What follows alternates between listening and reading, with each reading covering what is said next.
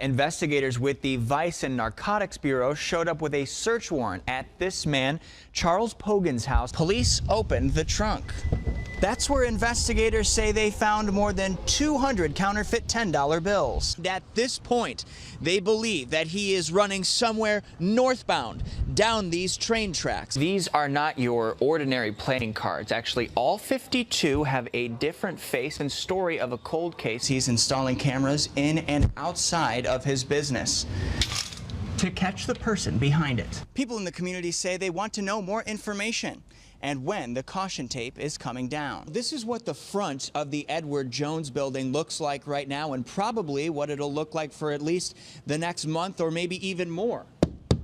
You can see it's been boarded up in the front here after deputies say Angela Goldberg drove her car straight through it. Tonight, the office manager here at Edward Jones, as well as the business owners next door, are just thankful everyone made it out okay.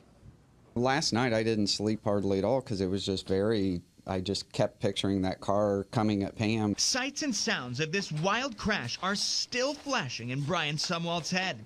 The Edward Jones manager says he immediately thought his fill-in assistant Pam had been killed on impact. The aftermath, just 24 hours later, is breathtaking. This was one desk previously, and Pam was standing behind that desk, and it split the desk right in half and pushed half of it through the wall and this half up against that wall. Investigators say 58-year-old Angela Goldberg was behind the wheel. Our cameras were there as deputies arrested her moments after the crash. She was later released from jail hours after making her first appearance in court. She just kind of drove straight down here and hit the gas, and that was that. Nico Oliver is a barber at Twin Cuts, which sits right next to the Edward Jones office. Wine and Canvas is on the other side. I feel really blessed that it wasn't ours, and I feel just as bad for them that it happened at all. Sumwalt says it will take at least the next 2 months to repair all of this damage.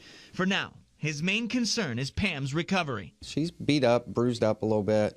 Her toes smashed up pretty good, but you know, like I say, it could be a lot worse, so we're very fortunate. We reached out to Goldberg's husband today. He says at this time the family has no comment. Goldberg is due back in court next month. Reporting live in Lee County, Joe Putrelo, NBC2. He says he never expected his video to blow up like this, but it did. And today he's asking, where was security? David Milburn says his first instinct to take out his phone and start recording. His video showing a group of young women in an all-out brawl at the Edison Mall. I didn't want to get involved in it because nowadays people carry guns everywhere. You know, you never know what's going to happen. Fort Myers police say the fight broke out around 4:30 yesterday afternoon.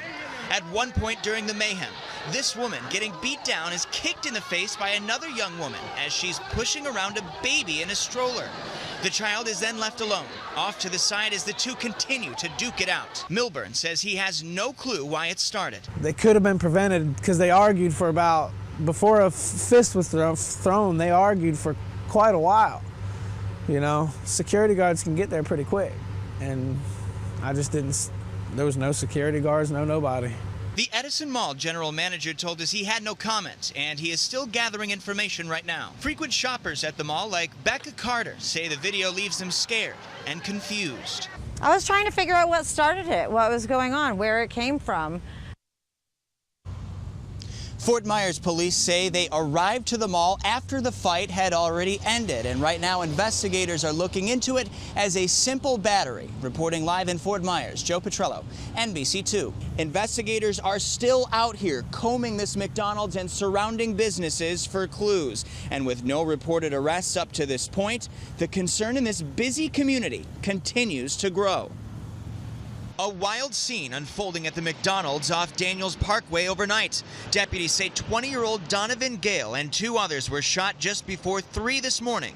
Gale didn't survive. Yeah, people get weird after midnight, so you have to be careful. You have to be very careful, but glad I wasn't around here. Julianne Dedovich came here to catch a bus for a cruise vacation. Her breakfast plans at McDonald's ended the second she arrived. Investigators had the business taped off for hours while gathering evidence. It's just amazing. It's scary. So far, detectives haven't named or provided descriptions for the gunman. A scary situation for people like Alan Moore, who is staying in a hotel just a short walk from the McDonald's. I've been around for 60 years on this earth. I've never, been around anything like that before. The news hit Gale's family hard. His mother and young sisters held each other tight after learning that their loved one was killed. Fortunate, some people lose their lives, for whatever reason it was. But yeah, it's terrible. The names of the victims who survived have not been released yet. McDonald's sent us a statement saying that they send their condolences to the victims and the families of those victims. Reporting live in Lee County tonight, Joe Putrelo, NBC2.